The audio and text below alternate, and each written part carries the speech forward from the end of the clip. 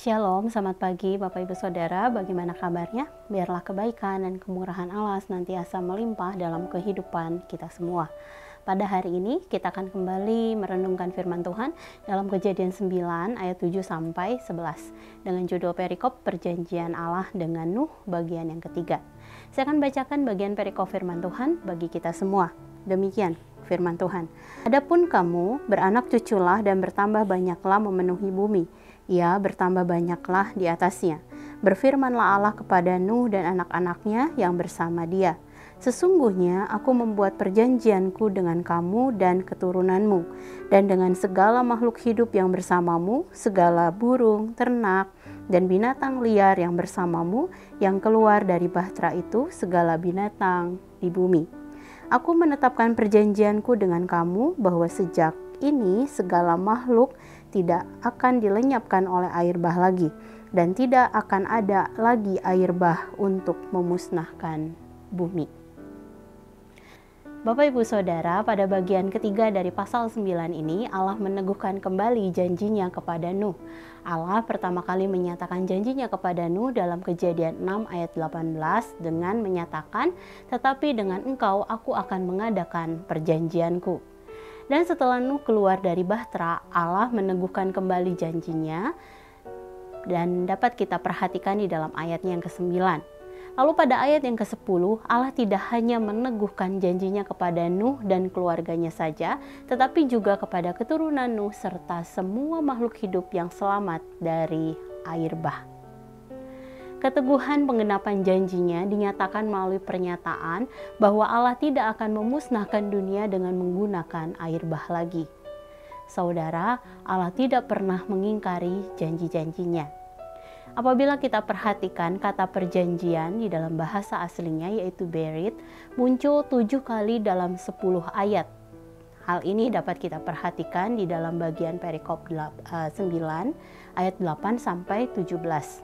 Dan pengulangan istilah itu sendiri menunjukkan bahwa perjanjian Allah dengan Nuh adalah inti dari tatanan dunia pasca air bah.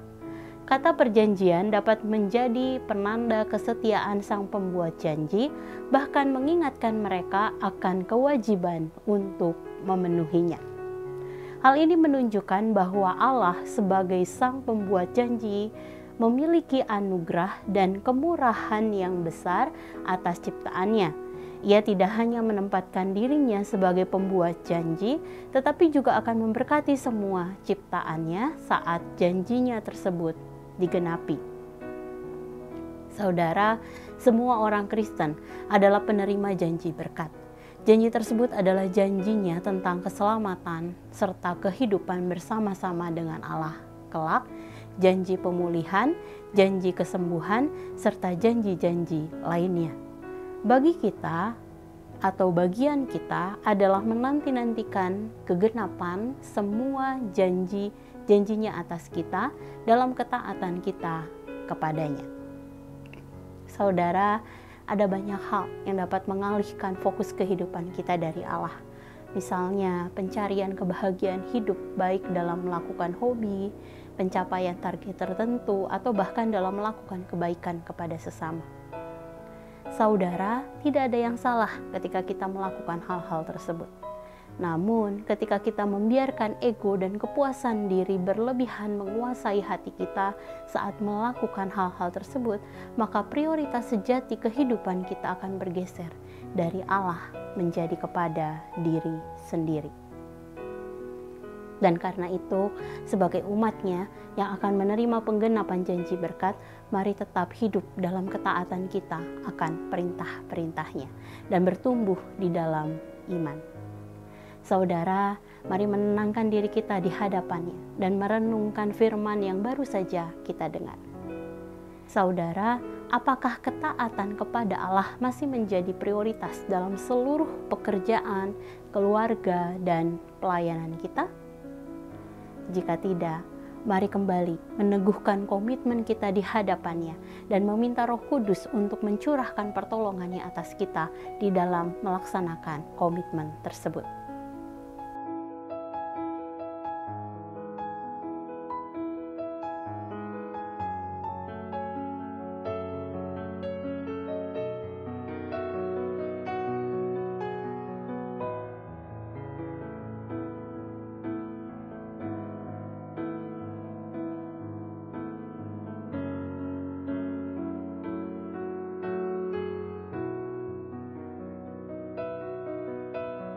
Demikian firman Tuhan hari ini. Mari kita berdoa.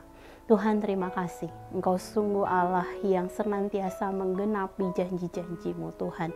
Engkau tidak hanya mengucapkan, Engkau tidak hanya menjanjikan itu kepada kami, Tuhan, tapi kami percaya Engkau akan menggenapi semua itu, Tuhan.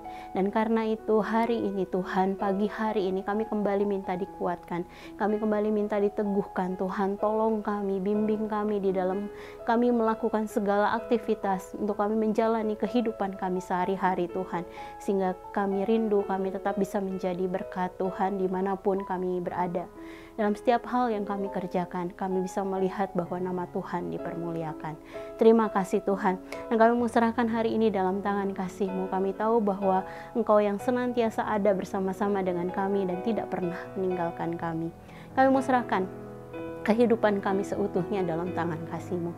Dalam nama-Mu Tuhan Yesus kami berdoa dan mengucap syukur. Haleluya. Amin. Selamat pagi saudara, selamat beraktivitas. Tuhan Yesus memberkati.